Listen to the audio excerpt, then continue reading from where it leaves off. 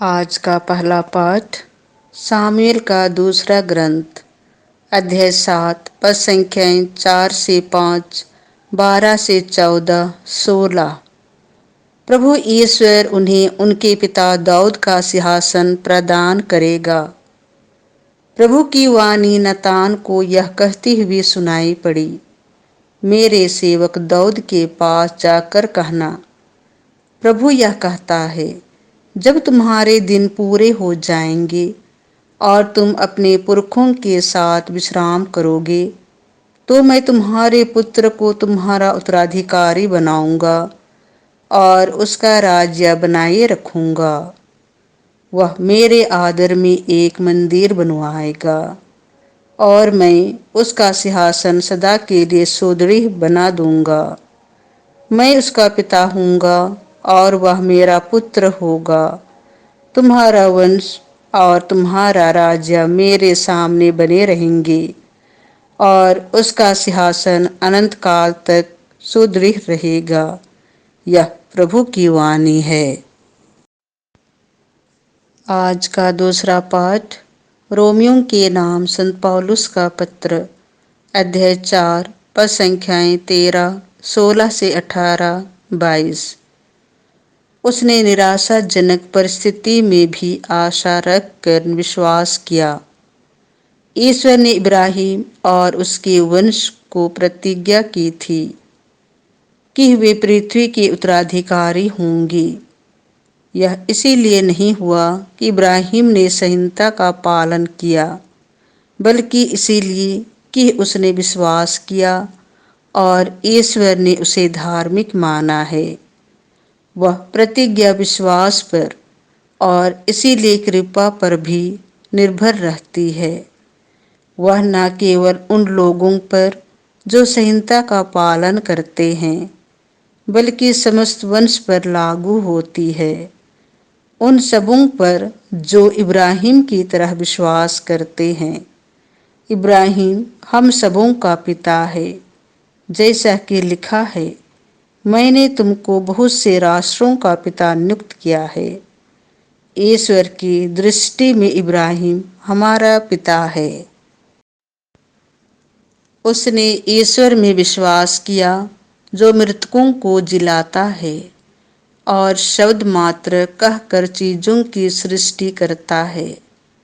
इब्राहिम ने निराशाजनक परिस्थिति में भी आशा रखकर विश्वास किया और वह बहुत से राष्ट्रों का पिता बन गया, जैसा कि उससे कहा गया था, तेरे असंख्य वंशज होंगे। उस विश्वास के कारण ईश्वर ने उसे धार्मिक माना है। यह प्रभु की वाणी है। संत मत्ती के अनुसार पवित्र सुसमाचार अध्याय 1 पद संख्याएं 16, 18 से 21, 24। यूसुफ ने दूत के आदेश का पालन किया। याकूब से मरियम का पति यूसुफ उत्पन्न हुआ और मरियम से यीशु उत्पन्न हुए, जो मसीह कहलाते हैं। मसीह का जन्म इस प्रकार हुआ।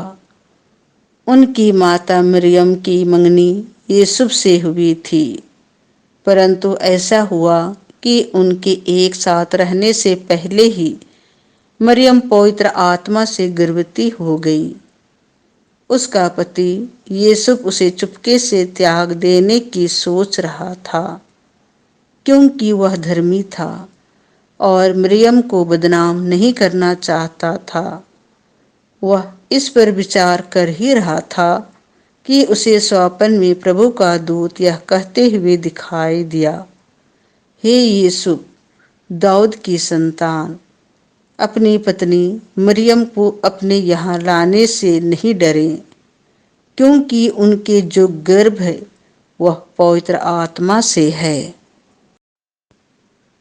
वह पुत्र प्रसव करेगी और आप उसका नाम यीशु रखेंगे, क्योंकि वह अपने लोगों को उनके पापों से मुक्त करेगा।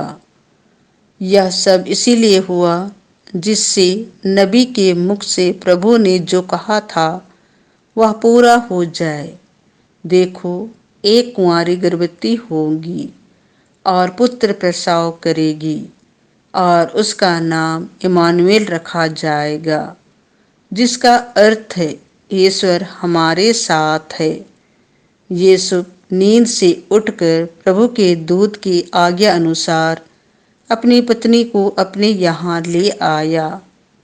यूसुफ का उससे तब तक संसर्ग नहीं हुआ जब तक उसने पुत्र प्रसव नहीं किया, और यूसुफ ने उसका नाम यीशु रखा। यह प्रभु का सुसमाचार है।